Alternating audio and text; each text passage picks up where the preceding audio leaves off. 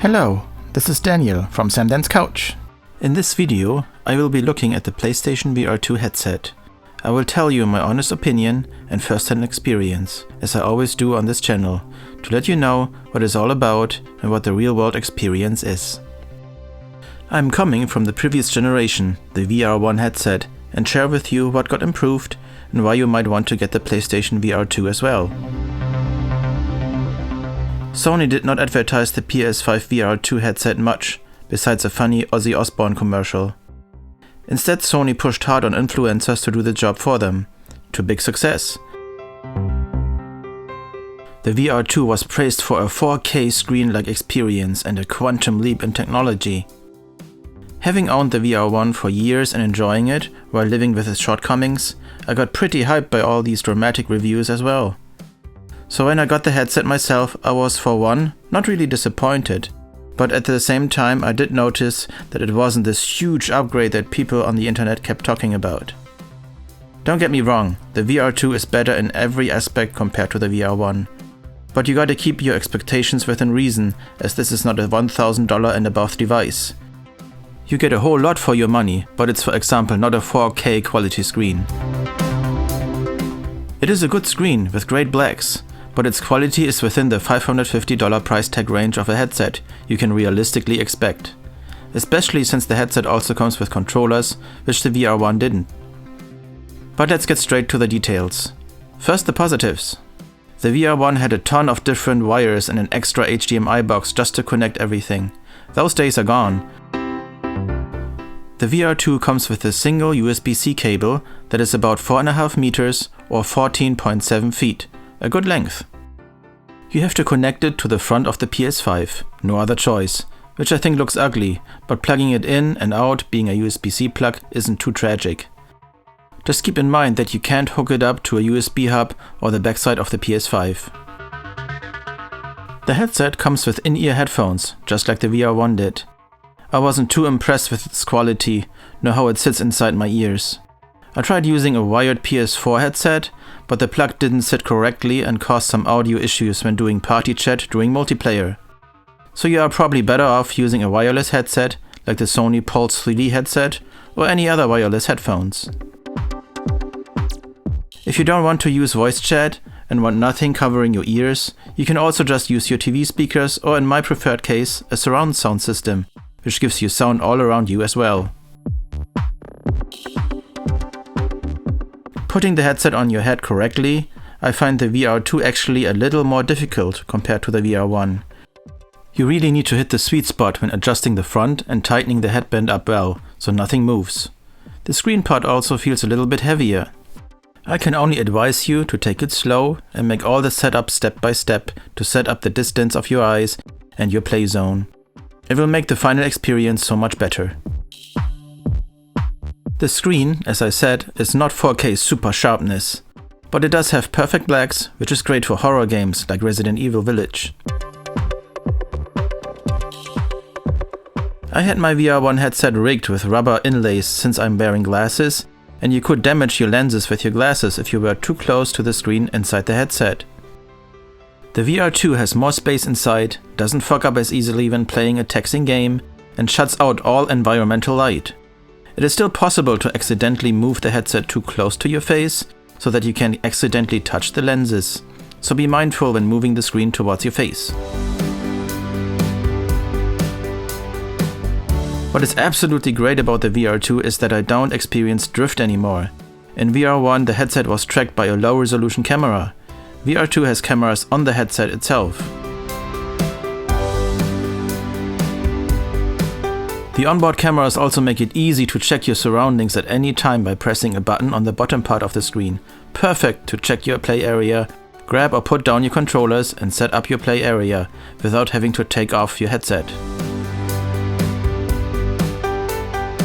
With the VR2 you can sit as far away or as close as you want towards your TV.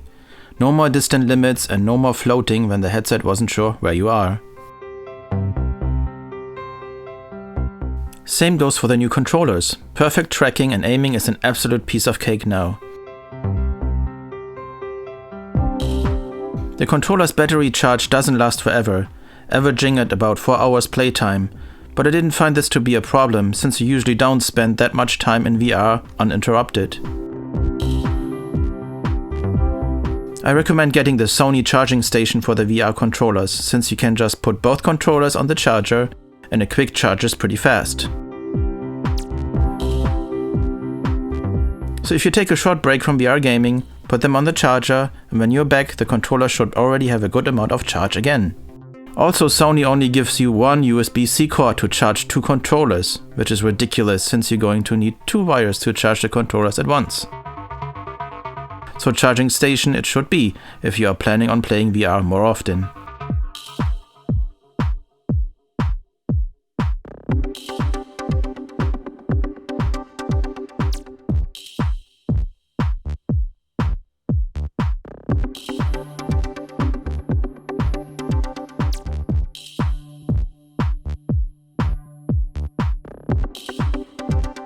On the downside, I did suffer a firmware bug that many, but not all VR2 users encountered. Starting a game would all of a sudden not recognize all the buttons on my right controller.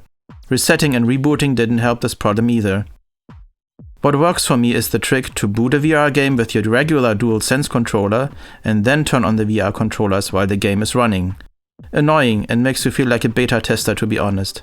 Also, I'm not happy that Sony, as of the time of making this video, has not officially acknowledged this problem. I'm sure eventually we will get a firmware update, but till then it's a little bit annoying. Thanks to running VR games now on the more powerful PS5 and having foveated rendering and eye tracking, which saves processing power by reducing details you don't see anyway, you get amazing graphics. VR1 games always looked more like PS2 or PS3 games at most. With the VR2 though, you can get up to PS5 quality graphics. Resident Evil 8 and GT7 are great examples for that.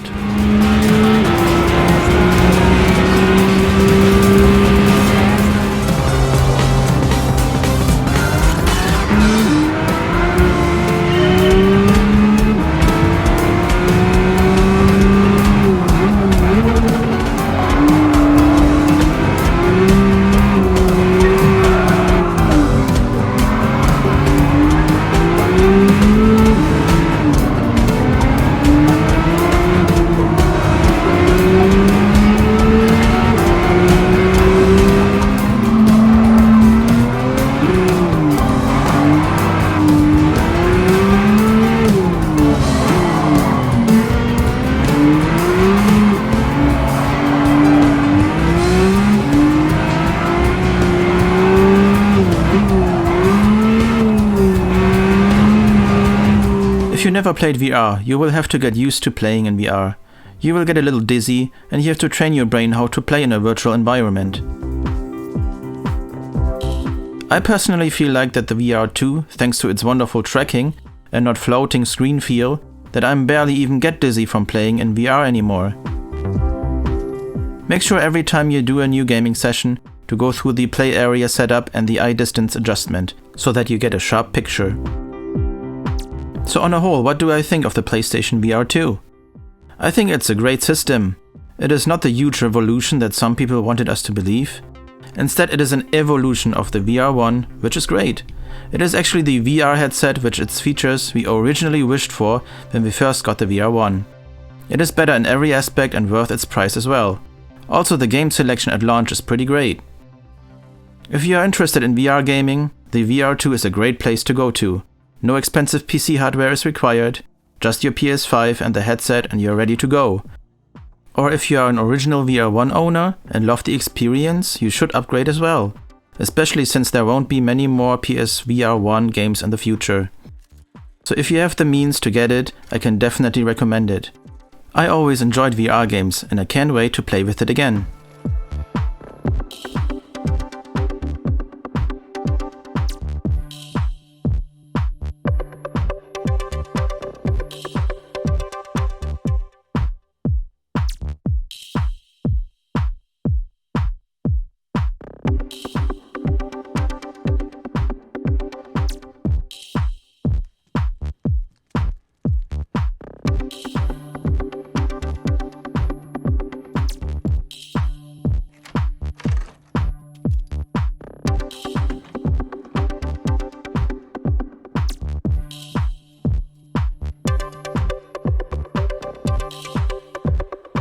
Now how about you? Are you interested in buying the VR2?